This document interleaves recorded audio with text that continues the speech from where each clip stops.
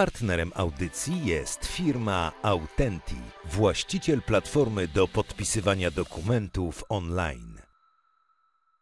Ten odcinek powstał we współpracy z platformą Cashy, która zmienia reguły rozliczeń pomiędzy dużymi korporacjami a ich kontrahentami, oferując przyspieszone płatności faktur.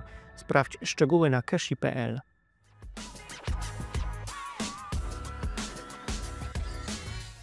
Ważne, żeby potrafić balansować pomiędzy skrajnościami i za długo w nich nie zostać. Podobnie jak w biznesie uważam, że mega ważne jest, żeby balansować pomiędzy stanem, że wiem, że nic nie wiem, a jestem na tyle pewny siebie, że spróbuję to sprawdzić. I balansowanie jest kluczem, bo jak zostaniesz za długo w jednym z tych stanów, to jest przepis na porażkę. Bardzo wcześnie odkryłem, że mnie motywuje sprawczość i posiadanie racji. Gdy prowadziłem firmę programistyczną, to z końcem każdego projektu trzeba było się napocić i znaleźć kolejny projekt, żeby móc zapłacić rachunki programistom. Więc marzyłem o takim biznesie, w którym jak się raz pozyska klienta, to on będzie chciał długo zostać z Tobą. Totalnie nam nie szło. Wam w tej parze, czy wam Nie, w biznesie? nam w biznesie. Przepaliliśmy pieniądze inwestorów, którzy się potem pojawili, a ciągle nie było tego, że firma już mogła się sama utrzymywać, albo nie było tego powodu, dlaczego kolejni inwestorzy mieliby dorzucić kasę. Ja też jestem okej odejść, tylko jak muszę przetestować wszystkie hipotezy, jakie jeszcze mam już na liście. I wtedy w porządku. Ale jak odejdę i nie przetestuję wszystkich hipotez, będę pluł sobie w brodę. Ciężko jest wygrywać z ludzkimi przekonaniami, które już są. Oczywiście one się mogą zmieniać, natomiast ja nie wierzę w to, że w szybko rosnącej firmie masz czas na to, żeby pracować nad ludzkimi przekonaniami, jednocześnie rosnąc. Lawina od tego bieg zmienia, po jakich toczy się kamieniach. Czyli zostawienie przeciętnych standardów na jakimś etapie będzie dodawało tylko i wyłącznie więcej pracy na kolejnym etapie, kiedy coś się skaluje.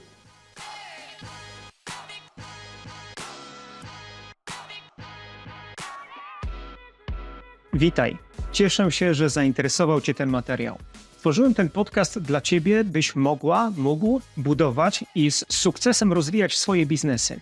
Moi goście, założyciele, prawdziwi eksperci z pewnością dadzą Ci wiele cennych wskazówek i inspiracji, jak robić to szybciej, łatwiej, efektywniej. Ale uważaj, nie będziemy niczego owijać w bawełnę. Przed Tobą, przedsiębiorcą, wyjątkowe wyzwanie. Wytrwaj w tej drodze, rozwijaj swoją firmę z sukcesem. Ale pamiętaj, jak wygląda prawdziwy biznes, taki bez lukru. Zaczynajmy. Gościem odcinka jest Paweł Sieczkiewicz. Mój drogi, mnie się wydawało, że ja już trochę o Tobie wiem, ale umknął mi uwadze fakt, że Ty jesteś dwukrotnym mistrzem Polski w kickboxingu. Nadal uprawiasz tą dyscyplinę? Rzadko już, tak, ale jeszcze chodzę poboksować. O proszę, czyli co, ciosów poniżej pasa w tej rozmowie nie mogę wykonywać, co? Jak to jest? Próbować zawsze możesz, a moim prawem jest Twój prawy jest dobry, tak? Okej. Moim prawem jest się nie dać. A prawy był lepszy czy lewy lepszy? Tak? Lewa noga. Lewa noga, okej. To było... A tak, to już byciem totalnie fair i w porządku wobec chłopaków, którzy teraz dużo trenują i wylewają pot i tak dalej, no to wspominanie już o moich osiągnięciach sprzed tak dużej ilości lat, to już jest tylko forma anegdotyczna. Ojej, ale to ciekawe. Ten sport jakby z Tobą został, czy w kontekście tego, gdzie tutaj jesteś teraz, czy on Ci pomógł dojść do tego miejsca na przykład? Na pewno miał bardzo duży taki wpływ na dyscyplinę, na to, że efekty nie przychodzą same, a z drugiej strony, że jak obierzesz jakąś drogę, wystarczająco dużo włożysz w to zaangażowania, dyscypliny, będziesz ciągle to powtarzał, to nie ma szans, że nie będziesz coraz lepszy. Taką głęboką refleksję. Wymuszasz na sobie taki stały... Nie ma szans, tak? Że po prostu jak już zajmiesz się za coś i dasz temu wystarczająco dużo czasu, że zobaczysz, jak ten progres wygląda. No z dnia na dzień nie będziesz widział tego progresu. Czasami może tylko. Ale jak już spojrzysz z perspektywy roku, więc trust the process.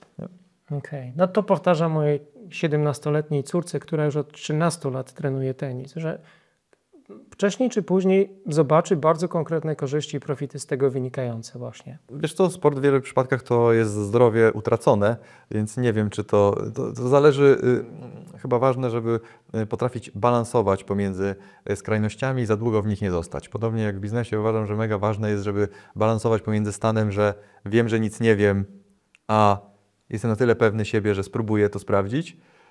I balansowanie jest kluczem, bo jak zostaniesz za długo w jednym z tych stanów, to jest przepis na porażkę.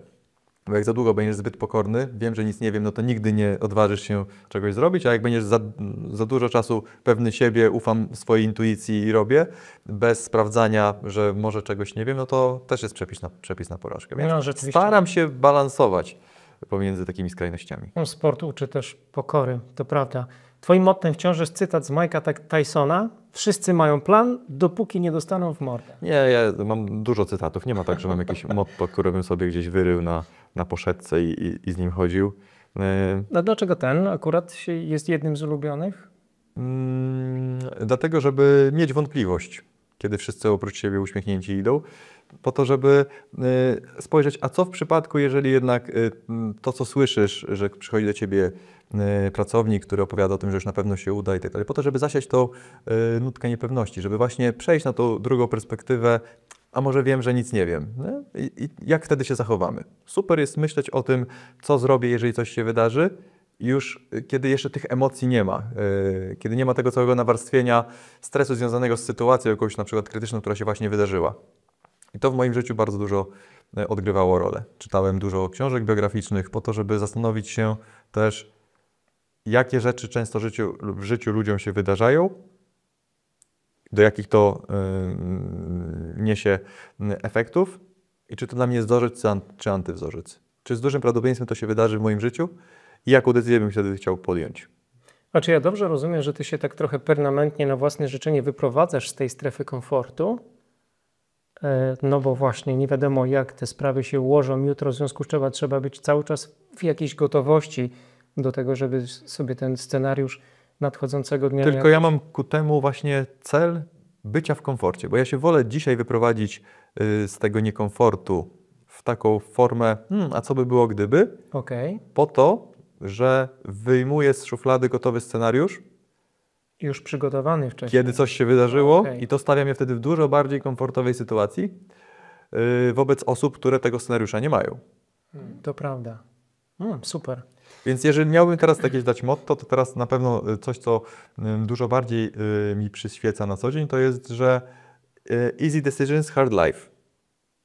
A hard decisions, easy life. Czyli to właśnie, żeby nie rozwiązywać sobie krótkoterminową korzyścią, nie dawać sobie długoterminowego problemu. Więc ja wolę jednak trochę dłużej poboksować się z jakimś problemem, po to, żeby mieć długoterminowo brak problemu. To jest poboksować to ma podwójne znaczenie. Dosłownie przynośni, tak. Starasz się w życiu jak najwięcej czerpać od praktyków. Wychodzisz z założenia, że o biznesie nie ma co za dużo czytać, tylko trzeba go robić. Super. Czytać też warto. Super, ale w tej części się zgadzam, dlatego tę rozmowę nagrywamy. Dobra? Będzie do obejrzenia. Dobra. Nie trzeba będzie jej czytać. Natomiast uważam, że warto coś przeczytać, zanim się coś zrobi, bo można od razu mieć jakieś perspektywy i jakichś błędów nie uniknąć. I potem warto czytać, jak już się jest praktykiem, żeby móc podważyć teorię nawet. Móc się z nią zgodzić, móc się z nią nie zgodzić. Zaczynałeś od biografii? Dobrze pamiętam to, co mówiłeś? Książek podróżniczych i biografii, tak. Jasne. No, ja nie poszalałem analizując twój zawodowy życiorys. Niby twoja historia zaczynała się typowo, studia, pierwsza praca jako menadżer projektu przy produkcji aplikacji mobilnej, ale szybko przychodzi rok 2013, kiedy to uruchamiasz Telemedii, czyli swoją pierwszą i jedyną jak do tej pory spółkę. Ty ile masz wówczas lat? Miałem wcześniej jeszcze Software House, prowadziłem firmę programistyczną, ale to było w formie JDG-u, a nie spółki, więc faktycznie pierwsza spółka. Miałem wtedy w przypadku Telemedii 20 albo 21 lat. Powtórz proszę, 21 lat. Wiesz, o czym myślą statystyczni 21-latkowie? No na pewno nie o zakładaniu firm. Skąd tak wcześniej ta idea? Powiedziałbym, że może nawet wielu myśli, ale niewielu robi. Wykonuje te kroki, tak. Idea stąd, że czytałem biografię, to zazwyczaj... Czyli były to też biznesowe historie, tak? Nie tylko... Tak. Wielu różnych ludzi, od sportowców, podróżników, przez przedsiębiorców. No i to był jeden z tych czynników wspólnych dla ludzi, którzy odnosili jakąś formę sukcesu. To jest to, że byli przedsiębiorcami. I to było dla nich wspólne, no mieli sprawczość. I też sobie bardzo wcześnie odkryłem, że mnie motywuje sprawczość A jak to odkryłeś? i posiadanie racji. Wiesz co, to posiadanie racji i ta sprawczość to jest coś chociażby, co było taką moją cechą w szkole. Kiedy na przykład nauczyciel pyta o jakieś, jest tak czy inaczej, podnieście ręce, nie? To ja zawsze byłem tym gościem, a nawet kręciło mnie to, żeby móc zaprzeczyć tak, wszystkim w pokoju. Znam. Więc to nie jest tak, że na siłę zaprzeczałem, żeby nie mieć racji i tak dalej, ale czułem frajdę w tym momencie, kiedy wiedziałem, że mam rację, a wszyscy wcześniej podążyli, no dobra, to większość podniosła rękę, to bezpiecznie jest podnieść wtedy też rękę. No. To jest 2013 rok, ty jeszcze studiujesz, czy kończysz licencjat? Bo tam jest... Studiowałem na Politechnice Warszawskiej, tam uznali, że nie nadaje się do studiowania. Kto uznał tak w ogóle bezczelnie, mógł to zrobić? No, jest trochę system, dlatego że okazało się, że nie wystarczy zaliczać egzaminów, tylko trzeba jeszcze mieć obecności i nie doczytałem. No to, tak, no i więc uznano bezosobowo, że nie nadaje się. Miałem jakąś krótką przerwę i wtedy dokończyłem zaocznie na Koźmińskim. Jasne. Co cię skłania do założenia tej firmy? Ale wtedy chyba już tą firmę w międzyczasie zakładałem. Tak, bo to były 2000. Skłaniało mnie to, że gdy prowadziłem firmę programistyczną, to z końcem każdego projektu trzeba było się napocić i znaleźć kolejny projekt, żeby móc zapłacić rachunki programistom. Więc marzyłem o takim biznesie, w którym jak się raz pozyska klienta, to on będzie chciał długo zostać z tobą. Jednocześnie było dużo romantycznych historii o startupach, więc pomyślałem, to musi być połączenie technologii i tego modelu, że jak raz się pozyska klienta, to on chce z tobą zostać na dłużej.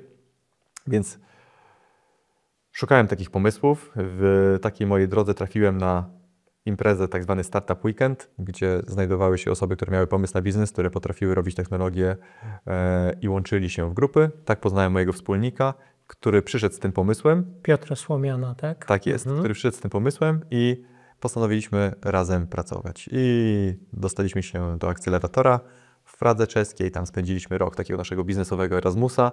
Czyli normalnie przenosisz się fizycznie, pomieszkujesz przez rok w Pradze. Tak. Okej. To oddaje twoją determinację i chęć wtedy zrobienia czegoś dobrego wokół tej idei telemedii. To też prawda? trzeba ważyć, Czy to jeszcze nie była taka idea, czy tak ukształtowana, jaką dzisiaj ją znamy? Nie, idea u podstaw, że będziemy robić konsultacje z lekarzami online. Jest korowa, jest ta sama. Natomiast w modelu biznesowym, w którym to dodaje wartość stałą społeczeństwu, to jest już totalnie oczywiście inna firma niż była przy założeniu. Natomiast trzeba pamiętać o tym, że ja miałem więcej do stracenia nie podejmować takiej próby, niż gdybym podjął taką próbę. No bo jaki miałem koszt alternatywny związany z tym, że pojadę do tej Pragi i co tracę? Nie? A gdybym był na przykład 40-latkiem z kredytem, to koszt alternatywny jest całkiem inny, więc ja miałem dużo łatwiej. Ale dlaczego Praga akurat? Bo w tamtym czasie Warszawa nad Wisłą. W tamtym czasie nie było programów akceleracyjnych. To nie było tak rozwinięte, jak jest teraz. No, to było 12 lat temu już prawie. Więc były wtedy tylko chyba w Europie Środkowo-Wschodniej 2 programy. Jeden był na Węgrzech, drugi był w Pradze. Chyba do obydwu się dostaliśmy. Chyba się do obydwu dostaliśmy i wybraliśmy ten w Pradze. Twój wspólnik, który jest nawet CEO w telemedii, przestaje nim być po 3,5 roku. Dlaczego, jeśli mogę zapytać? Nie szło nam. Totalnie nam nie szło. Wam w tej parze, czy wam w biznesie? Nie, w biznesie. Przepaliliśmy pieniądze inwestorów, którzy się potem pojawili, a ciągle nie było tego, że firma już mogła się sama utrzymywać, albo nie było tego powodu, dlaczego kolejni inwestorzy mieliby dorzucić kasę. Więc mówię, no potrzebujemy teraz dorzucić kasy, żeby potestować inne rzeczy. No i Piotr asertywnie stwierdził, że on nie będzie dorzucał tej kasy, no bo to jest krok defiladowy w terenie błotnistym, że dużo szumu, nic się nie dzieje. No więc podjęliśmy decyzję, krok defiladowy w terenie błotnistym, zapamiętuję. No i co, uznałem, że nie żałuję teraz? Jesteście w kontakcie? Nie, jesteśmy w kontakcie. Natomiast myślę, że totalnie nie żałuję, dlatego że trzeba odnieść, jakie miałeś informacje w momencie podejmowania decyzji. Tak, trzeba. To samo staram się przy jakichś wielu sytuacjach sam do siebie złapać, czy faktycznie mogę czegoś żałować. Czy mogę żałować, że w 2004 roku nie wrzuciłem wszystkich pieniędzy z komunii w Facebooka, nie? Albo w Amazona i po prostu, albo w krypto i all in i po prostu czekać. No nie, no bo mając informacje, będąc w miejscu, w którym byłeś, no nie mógłbyś podjąć takiej decyzji, więc nie można tego żałować. Natomiast jeżeli miałem jakieś wszystkie informacje do tego, żeby podjąć taką decyzję, miałem jakąś intuicję, że działałem odwrotnie, to takich rzeczy mogę żałować. I to może być mój learning na przyszłość. Okej. Czyli nie płaczemy nad rozlanym mlekiem, to cenna lekcja. Ty musisz założyć wcześniej swoją firmę, bo ty wcześniej zaczynasz już w ogóle programować. Z tego, co prześledziłem twoją historię. To skąd się bierze to zainteresowanie akurat? O, z tej sprawczości. Wieku to jest jedna z tych rzeczy, to też że daje rezultaty i tak, efekty przynosi daje twojej pracy, tak? Tak, widzisz, naciskasz, wow, działa. I to jest takie ekscytujące, żeby nie być tylko konsumentem, ale być też producentem. Ponoć pierwszy duży klient z zagranicy w ogóle. Nie duży, ale tak, pracowałem na takich portalach freelancerskich, gdzie znajdowały się ogłoszenia, gdzie licytowałeś, za ile zrobisz jakiś projekt i tak sobie dorabiałem już jako kilkunastolatek. No tam nikt nie pytał o wiek chyba, albo o to, kto tak, do czego dowozi. Pytał o wiek, tam ważne było portfolio i cena. To też jest jakaś forma nauki biznesowej bardzo szybko. Natomiast to, co chciałem gdzieś nadmienić, to jest to, że to programowanie w młodym wieku bardzo mocno kształtowało mnie w myśleniu przyczynowo-skutkowym. Dlatego, że jeżeli coś w kompilatorze napisałeś jedną literkę, jeden znak zrobiłeś źle, to kompilator się nie kompiluje i kropka. W sensie nie jesteś w stanie ubłagać go, przekonywać, zbudować relacji, w której kompilator się jednak skompiluje i ci się ugnie. To prawda. I to zbudowało u mnie takie podejście i budowania firmy i produktów w oparciu o takie wpasowanie się z klockiem w tą dziurę w tej zabawce. Dokładnie tym kształtem musisz dopasować się produktem, bo inaczej się to nie skompiluje. I z taką metaforą podchodzę do prowadzenia biznesu i dostarczania wartości. Totalnie rozumienia tego, czego potrzebuje człowiek. Wszystko jest szumem dookoła. I ważne, żeby ten szum potrafić po prostu odciąć. Nie buduje relacji z kompilatorem i tak dalej, i tak dalej. Jakby to jest dodatek, nie? Ale słuchaj, jakie widzę tutaj też połączenie ze sportem, możesz przez całą rundę naprawdę wygrywać i potem dostać kopniaka w twarz i tak jest. No i na koniec ziemię. końców optymalizujemy pod wygraną, a nie pod posiadanie piłki w trakcie meczu, nie? Tylko podstrzelone gole i niestracone. Przygotowuję się teraz do takiego wystąpienia dla przedsiębiorców i prześledziłem statystyki Rogera Federera, więc wybitnej postaci, jeśli chodzi o tenis ziemny, i wygrał 80% swoich meczów, co nas nie dziwi, znamy te osiągnięcia, ale tylko 54% wszystkich piłek, jakie rozegrał na korcie. Niewiele ponad połowę. No, fajnie, że o tym opowiadasz. Paweł, czy ty pielęgnujesz te umiejętności technologiczne, programistyczne teraz po latach, czy już jako CEO, czy prezes zarządu spółki nie znajdujesz na to czasu? W momencie tego boomu, który teraz się dzieje, związanego z AI-em i AI-em programowaniu, staram się być bardzo na bieżąco, dlatego że uważam, że to jest jedna z rzeczy, która może bardzo wpłynąć na to, czy jakaś firma będzie szybsza, czy wolniejsza od konkurencji. Okej. No to wracając do twojego wspólnika i tego roku 2016, tak, bo zakładam, że on się jednak poddaje, zmienia swoją optykę. Może nie poddaje, redefiniuje, rezygnuje. Tak, gdzie indziej będzie inwestował swój czas. W świadomy sposób idzie inną drogą, a ty jednak, tobie się udaje jakoś wykaraskać z tych trudnych, bo też finansowych. Tak, no uznaję, że mam już zbudowaną infrastrukturę. Ja też jestem okej odejść, tylko jak muszę przetestować wszystkie hipotezy, jakie jeszcze mam już na liście. I wtedy w porządku. Ale jak odejdę i nie przetestuję wszystkich hipotez, będę pluł sobie w brodę. No więc kompresuję czas po to, żeby po kolei skreślać te rzeczy, które zrobiłem z listy, ale z każdą kolejną hipotezą bywa tak, że no to dopisujesz jeszcze kolejną na liście. No właśnie, bo to jest twoja lista, ktoś ci ją pomaga tworzyć, Nie, to jest moja lista. zbiór różnych myśli. Tak, to jest moja lista, która mogłaby mnie doprowadzić do tego, dobra, to już mogę to zamknąć. No bo to możesz iść... Przez negację do celu trochę, tak? Tak, natomiast to trochę pół żartem, pół serio mówię. Dlatego, że dość szybko okazuje się, że nie pacjenci indywidualni, którzy byli wcześniej hipotezą, tylko klienci B2B, w tym firmy ubezpieczeniowe, są bardzo zainteresowane naszą usługą, żeby dostarczyć ją swoim pacjentom i w bardzo krótkim czasie stajemy się dostawcą takim dla wszystkich firm ubezpieczeniowych w Polsce, które wokół produktów zdrowotnych coś robiły. I to jest tym triggerem do zmiany. I to jest tym triggerem do tego, że działa. Czy... Tak, no, to już samo z siebie wynika, że model biznesowy musiał przyjąć graczy B2B wtedy w sobie jako płatników, a korzystają z tego pacjenci, którzy są klientami tych firm ubezpieczeniowych. I w taką rzeczywistość zaczynają też wierzyć potencjalni wtedy inwestorzy, bo zaraz potem, końcem 2016 bodajże, robisz rundę, albo przynajmniej taką resetową z Docplanerem, tak?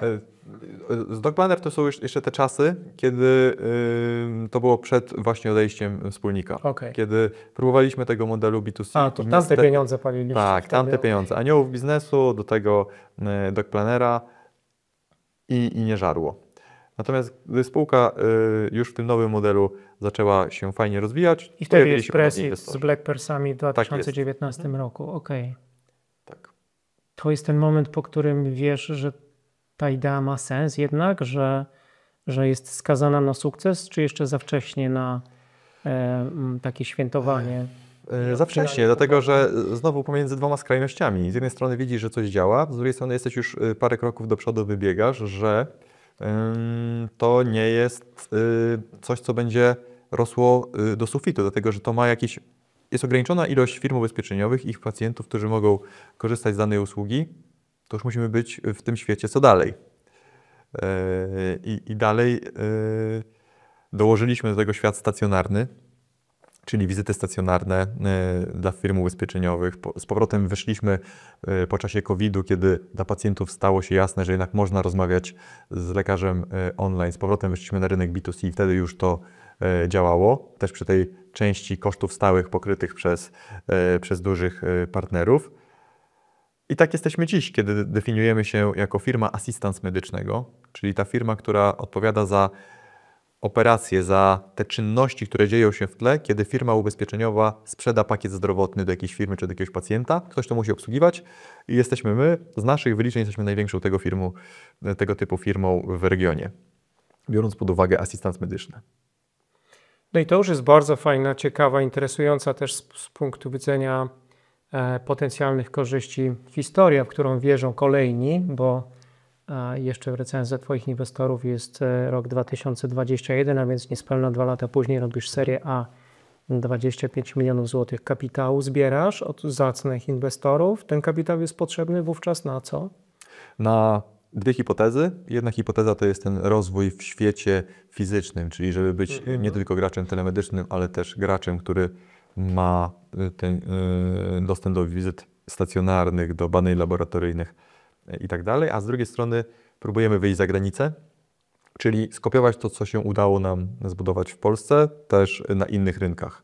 Ameryka Południowa, Hiszpania i to nie udaje jej się. To nie okazuje się sukcesem. Do dziś rynki zagraniczne to jest u nas jednocyfrowa liczba procentowo. Ale co, ambicje takiej chęci pozostają nadal? Dlaczego się nie udaje? Nie, ja myślę, że po prostu nie trafiliśmy w okno okazji, czyli byliśmy za późni. Czyli już każdy kraj wypracowywał takiego swojego lidera w tej dziedzinie. W tym okresie COVID-u głównie? Czy nawet przed. To już po prostu stało się dla ludzi oczywiste, że tak można. I kiedy miał ktoś do wyboru pracować z kimś, kto rozmawia w ich języku lokalnie versus przychodzi jakiś gracz z zagranicy, z tej części Europy Wschodniej, no to chyba będziemy pracować raczej z tym lokalnym graczem. No i nie potrafiliśmy już w tym okresie tego przeskoczyć. Ale zmierzasz tam dalej? Chcesz to zrobić w przyszłości? W innej konstelacji już teraz, w innym setupie?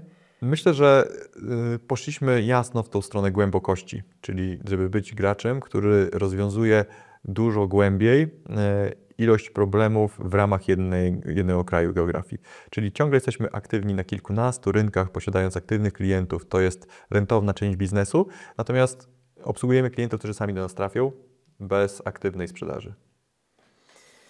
No tak, to Paweł, ty wiesz, bo sobie rozmawialiśmy o tym w Dolinie Krzemowej, nomen omen, że mamy tutaj bardzo wiele podobieństw pomiędzy Telemedia a Authenti chociażby. Tak się wydaje, że tobie te rundy co 2 lata super wychodzą, bo potem jest jeszcze 23 rok i Mavi Next GmbH inwestor, który z racji tego, że chociażby działa na rynku międzynarodowo, no chyba ciągle ma ambicje, żeby może w jakimś innym setupie, w innej konstelacji, jak jakiś joint venture, czy, Zgadza się. czy przejęcie, czy inne. Okazje ciągle są dostępne. No pytanie, na czym skupisz tą uwagę, nie? Czyli co traktujesz jako tą największą szansę logiczną do prowadzenia do tego, żeby biznes był większy, prężniejszy i tak dalej. A czemu Mavi akurat? Bo to taki podmiot, który powstaje zaledwie w 2020 roku. Mavi jest funduszem / venture builderem, czyli opracowują swoje własne firmy oraz inwestują pieniądze w firmy, które już istnieją. Kierunek, myślę, że to jest podążanie za megatrendem. Czy z dużym prawdopodobieństwem healthcare będzie się digitalizował? I to jest odpowiedź na to pytanie. I ten fundusz to jest odpowiedź na podążanie za megatrendem i szukaniu graczy podobnych do Telemedii i konsolidacji w tym obszarze. A ty tam jesteś mocnym graczem w tej rodzinie, rozumiem, w tym portfolio Mavi. Tak, jesteśmy do tej pory ich największą inwestycją. Okej. To powiedz nam proszę, co takiego Telemedii ma, dlaczego powinniśmy się interesować historią twojej spółki i wierzyć w to, że naprawdę daje fajną wartość. Telemedii połączyło sieć medyczną z klientami ubezpieczeniowymi, którzy mają problem związany z zarządzaniem ryzykiem, zarządzaniem dostępnością i połączyliśmy to w dużej mierze dzięki technologii. Czyli kiedyś coś, co musiało robić bardzo dużo ludzi manualnie, przy manualnych procesach zawsze pojawia się wiele problemów, one dzieją się długo. My staramy się tam to optymalizować, żeby trwało krócej, żeby było bez pomyłek, co za tym idzie też taniej. I to jest ten nasz secret sauce. Nie mamy potrzeby, żeby być na froncie. Dobrze się czujemy z tym, że jesteśmy schowani z tyłu. Pacjent jest w ekosystemie firmy ubezpieczeniowej, którą my dumnie wspieramy. A działacie na jaką skalę? Możesz tutaj zdradzić jakieś liczby czy cyfry, które potwierdzają, że... Tak, to jest około 80 milionów przychodu i jesteśmy rentowni. Super. Jakim zespołem? Ile osób dzisiaj pracuje w Telemedii? To jest około 90 osób w części niemedycznej, plus do tego oczywiście jest sieć medyczna. Kilkuset pewno lekarzy, tak? Tak jest. Super. No to trzymamy kciuki. Ty działasz nadal jako jednoosobowy zarząd, Paweł. To jest unikalna, bądź konstrukcja po to jest bardzo techniczne, tak? Dlatego że mamy podzielone role w zespole i to jest raczej tylko formalność techniczna pod względem KRS-u. No czemu tak? To mnie ciekawi, bo to jest unikalne mimo wszystko. Zaszłość. Tak. Zmienisz to? W sensie masz jakichś takich sukcesorów albo kandydatów na to, żeby wzmocnili zarząd, żeby objęli jakieś kluczowe role? To jest tylko formalność, tak jak mówię. Bo te kluczowe role, tak, od wielu lat są pokryte. No dobra, super. No bo tak sobie myślę, bo się odgrażasz, że w ciągu najbliższych 10 lat chcesz objąć opieką 100 milionów pacjentów na całym świecie, no to musisz tam iść z mocnymi partnerami, którzy pomogą ci to zrobić, prawda? To są groźby. Groźby! W dodatku niekaralne. Tak, to były nasze plany w momencie, kiedy pozyskiwaliśmy rundę A w tym 2020-2021 roku, biorąc pod uwagę ekspansję zagraniczną. Jak czuje się skalibrowaliśmy, ta ekspansja zagraniczna nie była naszym sukcesem. Tak, dużo bardziej niż w ilość pacjentów dotkniętych lekko naszą usługą. Idziemy w tym momencie w mniejszą liczbę pacjentów, ale że nasza usługa jest na tym procesie ich leczenia w dużo większej ilości przypadków. Jasne. No to jesteś na takiej highway to heaven, co? Że skazany na sukces.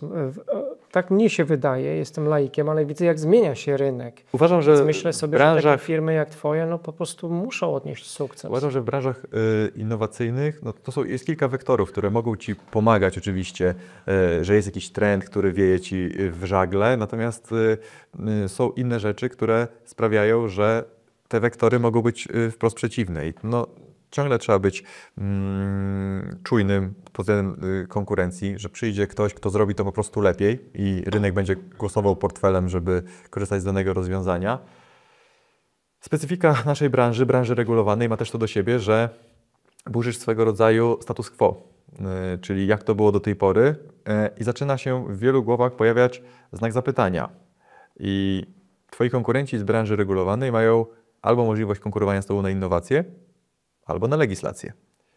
No i zazwyczaj nie są tymi, którzy konkurują na innowacje, tylko są biegli w konkurowaniu na legislację. Więc z dużym prawdopodobieństwem, jeżeli szybko rośniesz, będziesz musiał tłumaczyć się z wielu rzeczy, których nie musiałbyś tłumaczyć się w branży nieregulowanej. Albo zatrudniasz dobrych lobbystów. To jest jedna z metod, którą rynek próbuje z tobą konkurować. Natomiast za, w cudzysłowie, lobbingiem albo argumentami, które taka komunikacja z rynkiem może służyć, koniec końców jednak zawsze też stoi skala. Ja to porównuję do sytuacji Ubera w Polsce na przykład. Kiedy iTaxi Stefana Batorego chciałoby robić w tamtym czasie przewóz osób, jako polska firma zostałby szybko zgnieciony. Tak? Natomiast kiedy weszły firmy przewozu osób de facto, które miały zagraniczny kapitał, pamiętajmy, to jest ciągle branża regulowana, było to bardzo mocno pobłażane. Te firmy zdążyły szybko urosnąć i stało się to już problemem. Już trzeba to było uregulować. Nie można było do tego tak łatwo zamknąć. I podobne case'y w innych częściach branży w innych branżach regulowanych będą się pojawiały. Czyli ważne jest, co stoi za tym, w cudzysłowie, lobbystą, który się komunikuje, jaka skala i jaki potencjalny problem dla regulatora. Stoi też jakaś forma autorytetu kapitału, który stoi, nie łudźmy się. I to są znowu te wektory, którymi branża regulowana albo dostosowuje prawo, albo próbuje dostosować rynek do prawa. No to też nie zapominaj w kontrze do tych regulacji, że pan premier ostatnio daje nam taką przestrzeń, żebyśmy my, przedsiębiorcy, się wykazywali, proponowali czy składali jakieś propozycje związane z tym, jak rynek deregulować. To ja myślę, że ty tam już jesteś po 2 czy 3 spotkaniach co najmniej w kancelarii pana premiera. Nie miałem żadnych spotkań. Nie miałem żadnych spotkań. Może jeszcze nie. Z cichą nadzieją zostaje, że ktoś moje postulaty podniesie, bo oczywiście spełniłem swój obywatelski, przedsiębiorczy obowiązek, czyli wskazałem wiele, moim zdaniem, nie boję się tego słowa, patologii, które spotkały mnie na rynku, właśnie które dotykają tego, o czym wspomniałem. Chcesz podać jakiś przykład jeden, tak żeby nam zobrazować wyzwania? Absolutnie.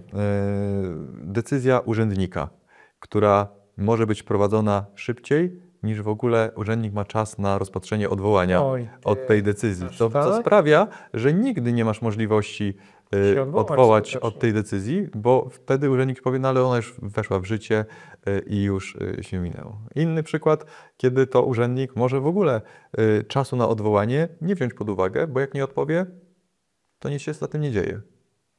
Nie ma, że sprawa jest automatycznie załatwiona na twoją korzyść. Nie ma żadnego po prostu... W tak sensytywnym biznesie, no nie mogę wręcz uwierzyć. W wielu branżach regulowanych. Służba zdrowia. Absolutnie. O rany. Coraz więcej w Polsce i w Europie mówi się o inwestycjach w wzrost, tak zwany growth investment, czyli o inwestycjach w spółki na późniejszych etapach rozwoju. Po pierwszych sukcesach wielu founderów uświadamia sobie, iż dotychczasowa wiedza nie wystarcza im do tego, aby skalować ich biznes, zachowując przy tym zdrowe tempo wzrostu. Brakuje im nie tylko doświadczenia, ale i dostępu do praktycznej wiedzy, jak skalować swój zespół, oraz organizacje, by zaznaczyć trwałe miejsce na rynku. Ci zdeterminowani szukają odpowiedzi w doświadczeniach i historiach innych founderów, które opowiadane są jednak najczęściej za granicą, bo w Polsce brakuje nam przestrzeni do rozmowy o realnym skalowaniu. Ale tak było do wczoraj. Fundusz Warsaw Equity Group wraz ze swoimi partnerami tworzą Scale Up Gathering, wyjątkowe miejsce dla założycieli biznesów, którzy nie tylko chcą słuchać, ale przede wszystkim wdrażać konkretne rozwiązania. 20 marca poprowadzę w ramach tej inicjatywy masterclass o skalowaniu firmy wraz z jej founderem, czyli przedstawię recepty na to, jak nie spowalniać wzrostu firmy, będąc jej założycielem i skutecznie przejść wraz ze swoim zespołem kolejne etapy w rozwoju. Jeśli budujesz scale-up lub jesteś na etapie ekspansji, dołącz do nas koniecznie. Szczegóły i rejestracja w opisie tego wideo lub na LinkedInowym profilu Warsaw Equity Group. Zapraszam. No to fajnie, że o tym powiedziałeś, że wysłałeś też swoje propozycje. Absolutnie. Mega. Bez lukru. Bez lukru. Zatrzymajmy się na chwilę przy Twojej spółce. Ty mówisz, ufamy sobie w firmie i wspieramy się nawzajem. I uwielbiam takie deklaracje, ale wiesz, one super wyglądają na papierze. Jak to robicie?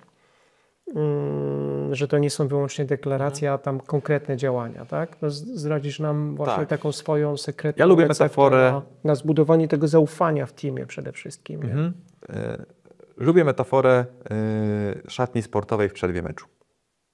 Mamy ograniczoną ilość czasu, nie mamy 10 godzin na wyjście na kolejną połowę. Na wyciągnięcie wniosków. Więc musimy komunikować się po żołniersku, wprost, bez owijania w bawełnę i musimy sobie ufać, że co ktoś mówi jest prawdą. Tylko ten moment szatni następuje po tym, że wcześniej w ogóle zdecydowałeś, kto jest w zespole. Czyli komunikacja wprost i bardzo szczerze, jak pracujemy, żeby osoby, które będą do tego zespołu przychodzić, nie były zaskoczone. Więc to jest pierwszy klucz. Bardzo otwarta rekrutacja pod względem szczerości. Co do wymagań i oczekiwań. Co do wymagań i oczekiwań i tego, jak będzie, żeby ktoś nie musiał, żeby ktoś miał powody swojej przeszłości, żeby powiedzieć, że się będzie z tym dobrze czuł, a nie będzie wyobrażał sobie, że będzie się w tym dobrze czuł. Przykładasz dużą wagę do rekrutacji? Bardzo dużą. To dlatego tu zaraz po studiu i nagraniu jedziesz na rekrutację właśnie. Tak jest. Bardzo zależy mi na tym, żeby osoby, które u nas są, po prostu czuły się dobrze w takiej atmosferze. Bo to jest... Firm na rynku jest bardzo dużo i wiele osób ma po prostu dużą możliwość wybierania z kilku. I chcemy, żeby nikt się nie musiał domyślać, jak będzie u nas. Chcemy, żeby dowiedział się o tym nie dopiero na okresie próbnym, żeby wiedział to przed rekrutacją, żeby w razie czego mógł sobie zaoszczędzić czas lub właśnie, jeżeli to jest to nastawienie takiego sportowca, które ma ktoś w sobie, żeby wiedział, że do nas warto zaaplikować, bo będę mógł się czuć sobą. No, porównujesz często zespół Telemedii do drużyny klubu piłkarskiego, tak? To w której gracie lidze? Już w Ekstraklasie? To zależy, do którego jeziorka nas porównać. Dlatego, że de facto Telemedii, jak rozmawialiśmy parę minut temu o tym zmianie produktu, modelu biznesowego, tak naprawdę my co parę lat redefiniowaliśmy się na nowo i porównywaliśmy się, będąc rybą w coraz większym jeziorku. I nasza droga udowadniała, że po prostu szybko stawaliśmy się największym stworem w danym jeziorku i potrzebowaliśmy zmieniać jeziorko. Więc... To może ty już pływasz w morzu, a nie w jeziorze. Ta ryba jest słodkowodna? Mamy bardzo dużo pokory. Jeżeli zaczynamy się wtedy porównywać z graczami z innych branż, w jakiej są skali, to nasza firma jest małym MŚP na rynku. Natomiast jeżeli porównujemy się i zawężamy ten rynek do graczy medycznych, czy do graczy medycznych wokół branż ubezpieczeniowych, to jesteśmy już bardzo znaczącym się graczem, od którego wiele procesów zależy. Od tej naszej obowiązkowości, od jakości.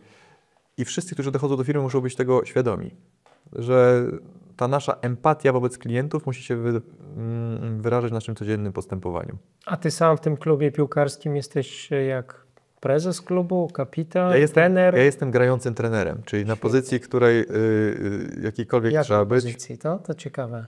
Którą byś wybrał? na której w danym momencie potrzeba. No Dlatego ale czekaj, no przecież nie może zawodnik być wszędzie w danym momencie na boisku. Nie, Jeden mówię, rozgrywa, że musi- jeden bardziej broni, jak to jest? w ogóle lubię sytuację, kiedy nie muszę być na boisku. Okej. Natomiast to jest sytuacja, kiedy potrzeba być na boisku, to muszę być gościem, który potrafi zrozumieć każdy obszar w firmie, po to, żeby móc sprawdzić, na ile to się kompiluje. Czyli na ile nie dopowiadamy sobie jakiejś historii, że zaczynamy wierzyć w coś, w co nie wierzy rynek. To ważne, to podkreślasz już drugi raz. Super, to też bardzo dobra lekcja i cenna. Właśnie szukasz aktualnie bardzo wielu ekspertów z różnych dziedzin do firmy zainteresowanych. Zapraszam na stronę internetową firmy Pawła.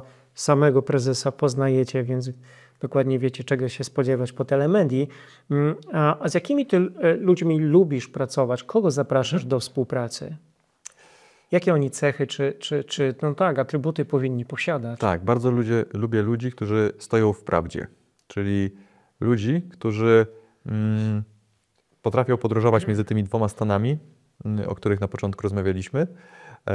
I uważam, że stanięcie w prawdzie jest taką podstawą do jakiejkolwiek drogi. Bo jak już wiemy, gdzie jesteśmy, to jest dużo łatwiej zdecydować, gdzie chcemy być. Wiemy, gdzie jesteśmy, wiemy, gdzie chcemy być. Ułożenie drogi jest już Stosunkowo łatwe. Jeżeli jesteśmy jeszcze odarci z ego, że czasem ta droga będzie wymagała jakichś przeszkód, których jesteśmy świadomi po to, żeby potem było łatwo, to już jest połowa sukcesu.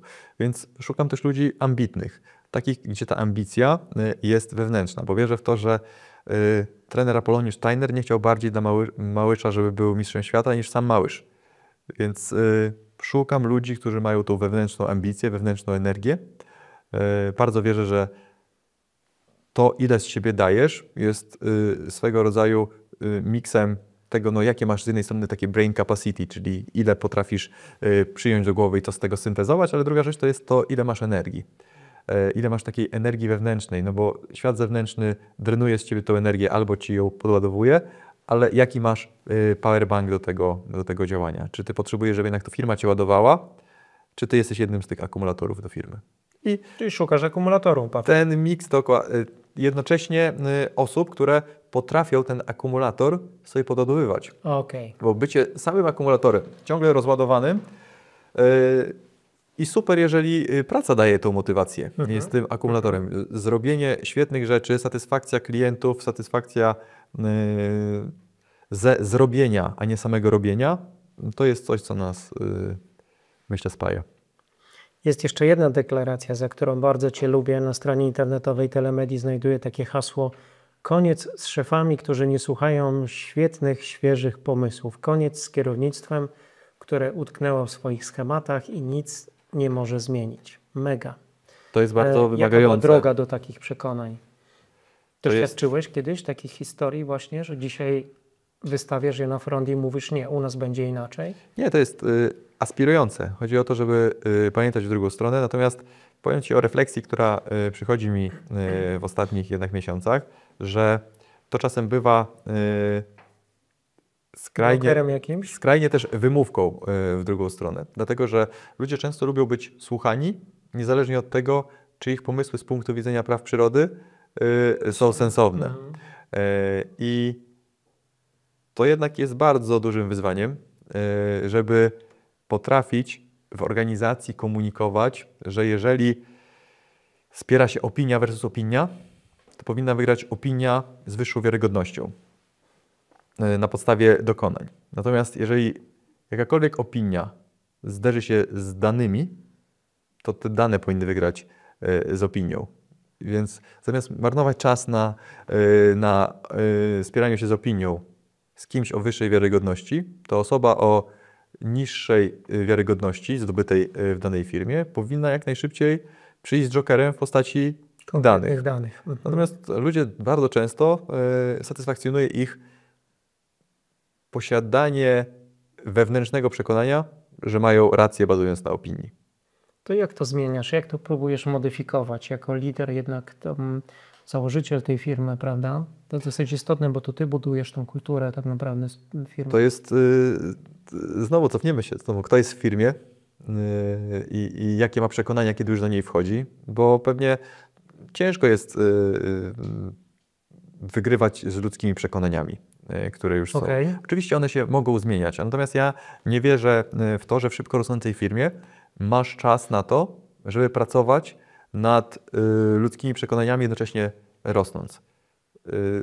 To znowu, kto bierze tą energię i kto jak się ładuje. Dobrze, jeżeli jest w moim przekonaniu to, że szybko rosnąca firma musi tej energii dostawać od ludzi.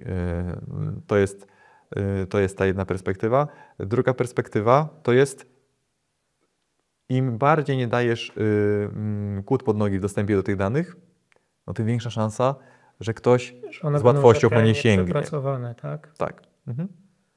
Więc jeżeli się te dwa światy ze sobą spotykają, to w mojej perspektywie zrobiłeś większość, która jest potrzebna do tego, żeby dane mogły dyskutować z opiniami.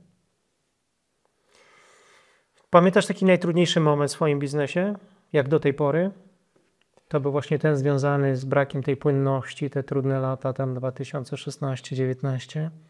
Powiedziałbym, że w każdym momencie wyjąłbym jakiś. Pewnie im dalej w las, im dłużej od jakiegoś wydarzenia, tym pewnie one jest bardziej wygładzone.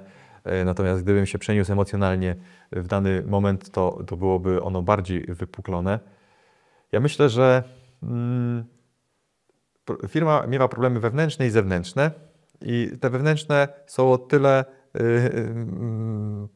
dobre, że no, możesz sobie z nimi poradzić wewnętrznie. Mogą okazać się lekcją, tak jak powiedziałeś, i coś dobrego na tym się dalej zbuduje, prawda? Te zewnętrzne znowu albo na przykład związane z regulacją, też możesz sobie poradzić z nimi wewnętrznie po prostu poprzez omijanie ich. Natomiast ciężko naprawić je same w sobie jako jakaś sprawa wewnętrzna, jeżeli to jest typowo zewnętrzny case, więc można omijać, można zmienić branżę.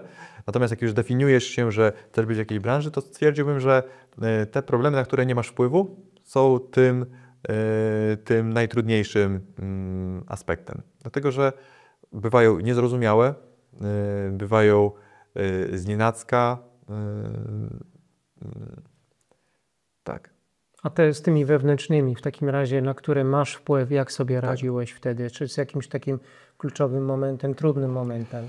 To są zazwyczaj rzeczy związane ze standardem, jaki jest w jakiejś firmie. Czyli jeżeli firma szybko rośnie, rozwija się w tempie 100% rocznie, to definicja jakiegoś obszaru w firmie, dajmy na to operacji, jest czymś innym po roku, niż była jeszcze rok temu. Tak jest. Ona jest już czymś innym po pół roku.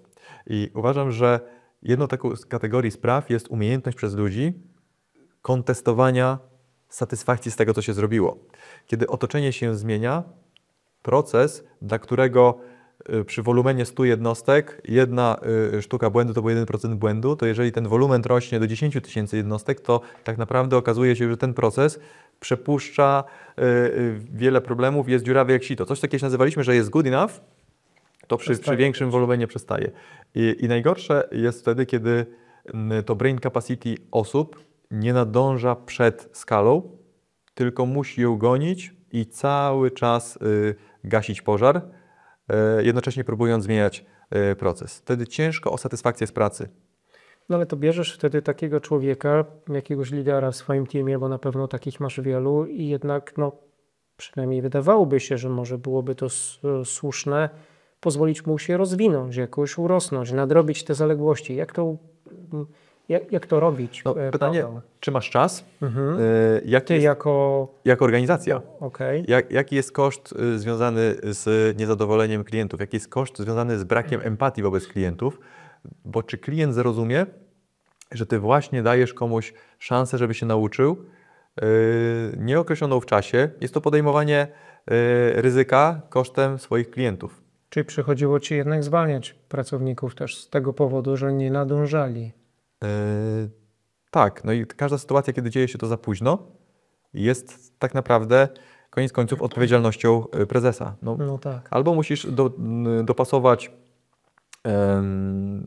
tempo wzrostu organizacji do tempa rozwoju infrastruktury organizacji, albo musisz dopasować infrastrukturę do tempa wzrostu organizacji. No i pod co optymalizujesz? To musi być świadome pytanie i decyzja. Czy udaje Ci się skutecznie łączyć też tę rolę CEO, właśnie prezesa, z rolą właściciela, współwłaściciela firmy? Bo to też bywa trudne. Sparafrazowałem to inaczej, czyli czy jako CEO nie jestem w konflikcie z właścicielem i czy jako właściciel nie zwolniłbym CEO. Tak określając pytanie, myślę, że są perspektywy, w których daję sobie wysoką notę, ale jest bardzo dużo perspektyw, w których szczególnie za to tempo reakcji, które przy rosnącej firmie jest bardzo ważne. Są jakieś sygnały, które o czymś mówią.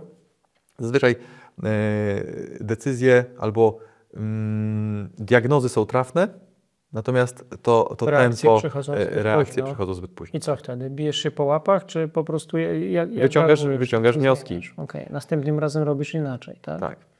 Ważne, żeby tego samego błędu nie popełniać 2 razy. Absolutnie. No i pomyśleć, a jakie błędy jest szansa, że nadchodzą w fali kolejnych kilku kwartałów i wyciągając wnioski, już myśleć o nich. Okej. Byłeś wielokrotnie nagradzany, Paweł, tak indywidualnie, jak i statuetki odpierałeś też w imieniu spółki. Tam był Financial Times, Deloitte, Technology Fast 50. Czasem zresztą spotykaliśmy się na tych samych wydarzeniach. Sam jesteś laureatem też listy 30 przed 30, w dodatku dwukrotnie. Co oznaczały dla Ciebie te wyróżnienia? Czy one dzięki nim biznes robiło się szybciej, łatwiej, skuteczniej? Były jakimś takim dopalaczem w Twojej działalności? Myślę, że wiele razy to jest jakaś forma credibility, takiej wiarygodności dla ludzi, którzy pierwszy raz o Tobie słyszą i to pozwala zgłosić się na przykład do pracy osobom, które dzięki tej wiarygodności uznają, okej, to może być coś ciekawego.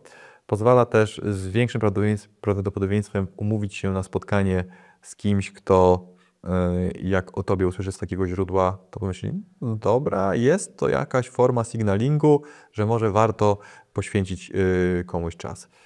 Więc skupiłbym to, że jednak klamrą, że to chodzi po prostu o takie zakodowanie w głowach ludzi swego rodzaju jakiegoś punktu startowego, który oczywiście można szybko stracić, będąc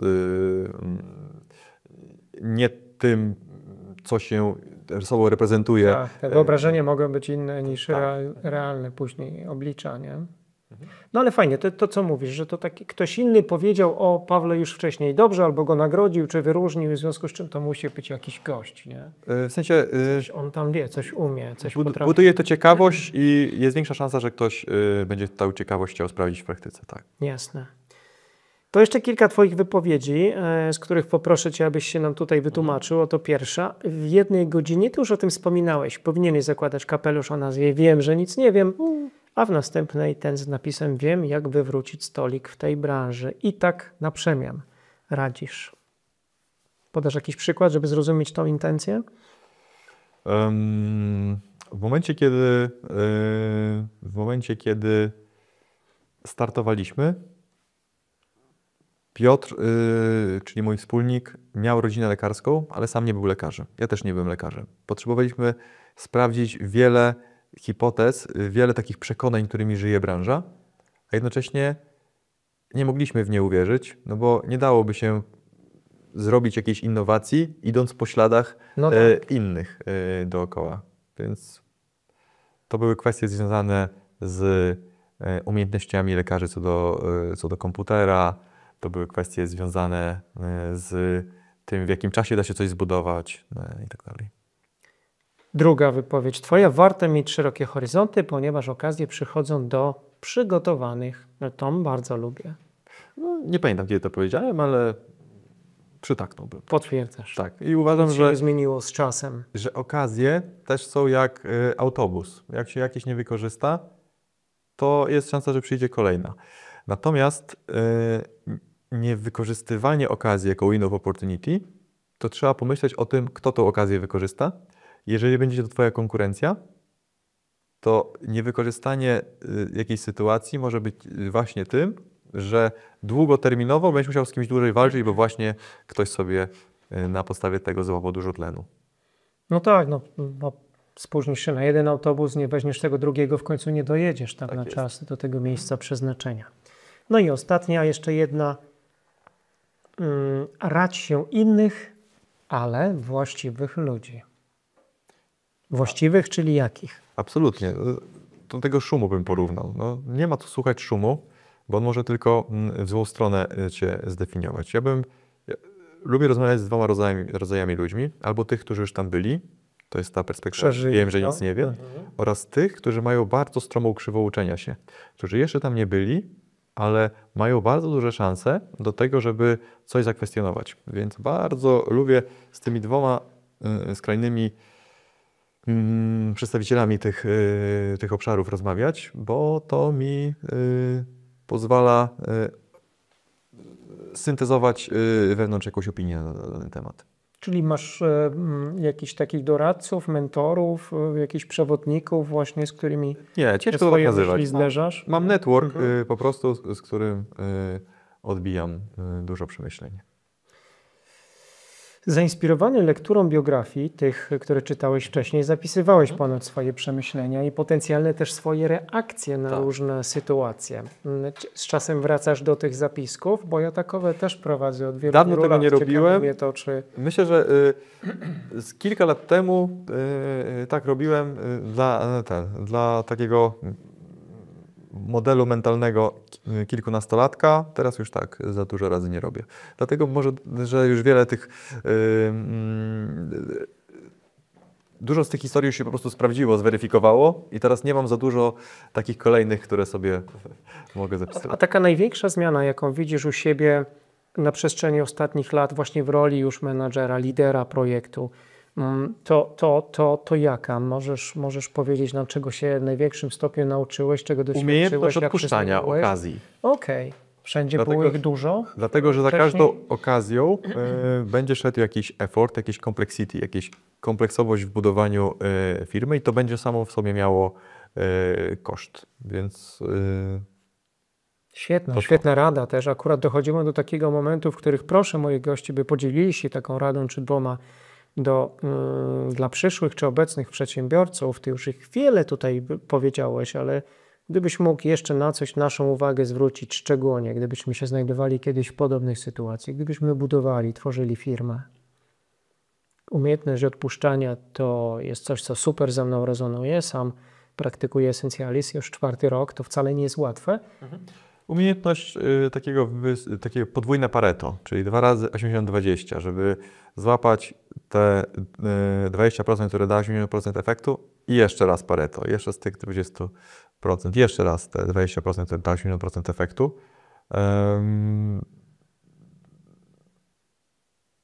To tak trochę na zasadzie lejka, prawda? I takiej dobrej konwersji, wyciskania najlepszego z tego, co mamy w kontekście zasobów, jakimi dysponujemy.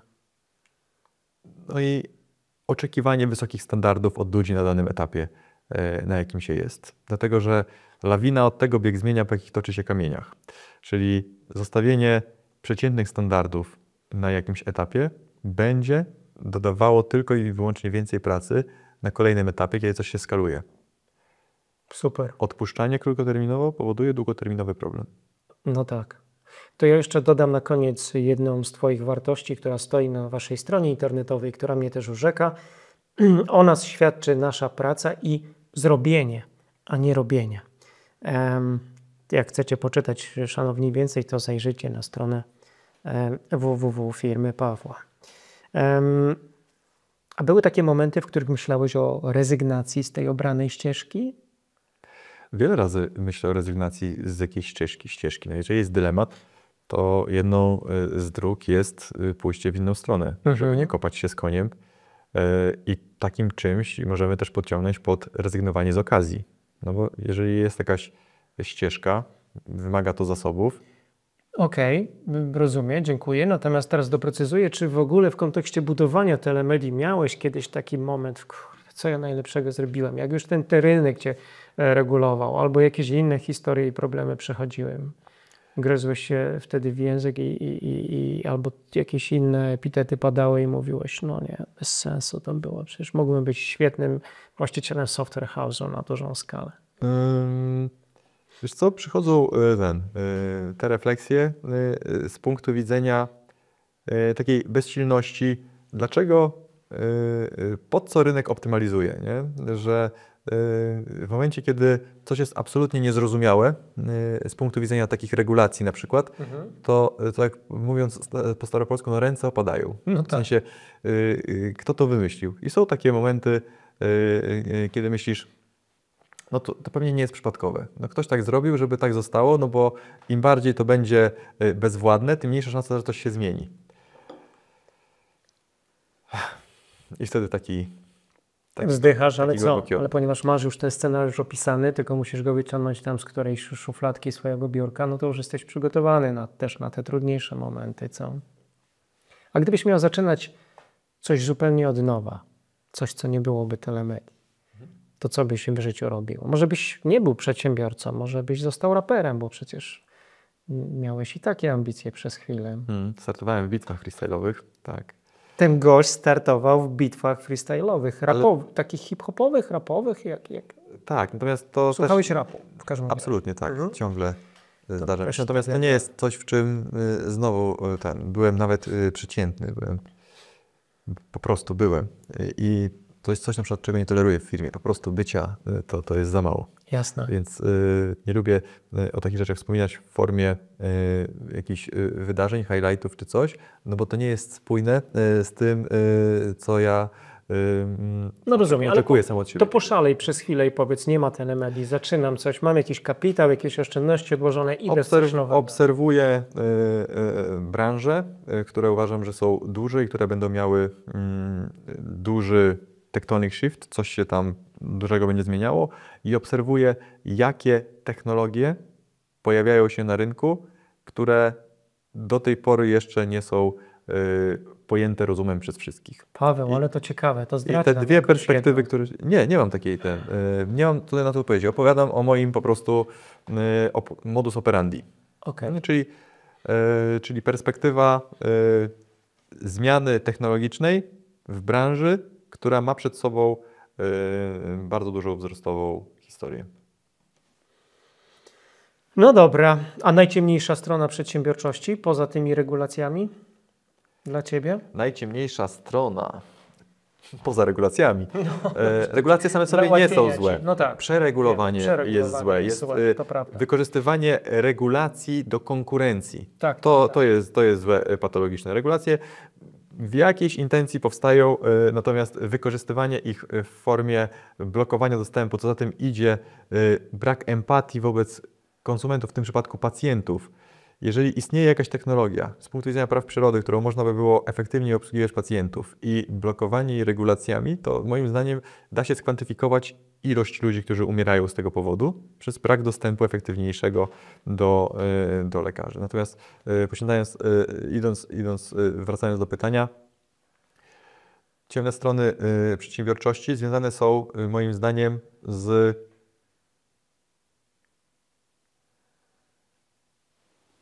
niezadowoleniem wynikającym z delty pomiędzy oczekiwaniami a rzeczywistością.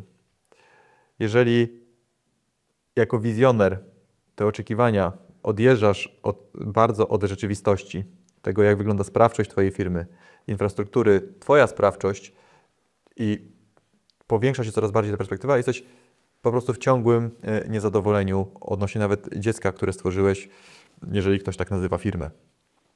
Natomiast ta sama perspektywa może się pojawiać u Twoich pracowników, którzy są niezadowoleni, jeżeli wydawało im się, że przychodzą do innej firmy, niż ktoś im to, że ktoś inaczej przedstawiał dokładnie. I tak dalej. I uważam, że jest to bardzo ważna sfera zawodowo, ile się czasu spędza, jest to związane z finansami, więc brak zadowolenia w tej perspektywie, która zazwyczaj wynika z niepoprawnej komunikacji, no może po prostu w dużej skali powodować złe emocje i złą formę spędzania czasu i przeżywania życia. I co remedium na to jest właśnie właściwa komunikacja, czy jakiś inny sposób na to Myślę, masz, jak tego gapa powiększać co najmniej? Absolutnie to jest bardzo otwarta komunikacja wprost. Jak jest, jak będzie, dlaczego coś zmieniamy. Mhm. Świetnie. Jesteś osobą spełnioną? Nie. Nie, uważam, że mam wiele talentów, co jest też moim takim obowiązkiem, żeby je realizować, spełniać. Jestem ciągle młodym człowiekiem z dużą ilością doświadczeń na swoim koncie i z jednej strony jest to satysfakcja, z drugiej strony są to podwaliny. No bo...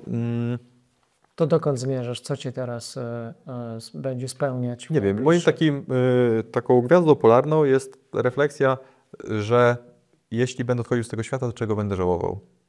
Z czego będę dumny? I co jakiś czas potrzebuję się z tym kalibrować. To zostańmy w tej przyszłości na chwilę. To jak byś chciał być zapamiętany, jeśli będziesz odchodził z tego świata? Jako lider, jako przedsiębiorca, jako Paweł Sieczkiewicz? Nie chciałbym być zapamiętany jako człowiek, który grał na skróty, w cudzysłowie. Nie to na skróty, bo dzięki technologii coś można zrobić szybciej i tak dalej. To są bardzo pozytywne skróty.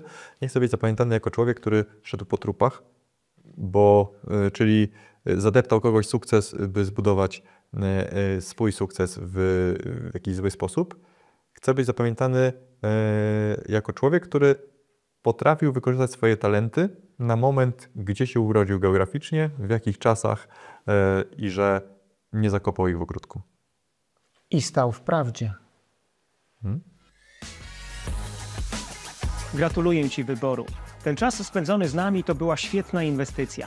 Jeśli udało Ci się zabrać z tego odcinka choć jedną ideę lub rekomendację, dzięki której Ty i Twój biznes staniecie się lepsi, będę super szczęśliwy. Wierzę, że Polska może być kolejną Doliną Krzemową, co najmniej Europy, a Ty możesz rozwijać dobry, wartościowy biznes, wpływając na życie milionów. Jeśli się ze mną zgadzasz, polub podcast Biznes bez lukru lub podeślij ten odcinek komuś, na kim Ci naprawdę zależy. Dziękuję. Do zobaczenia wkrótce.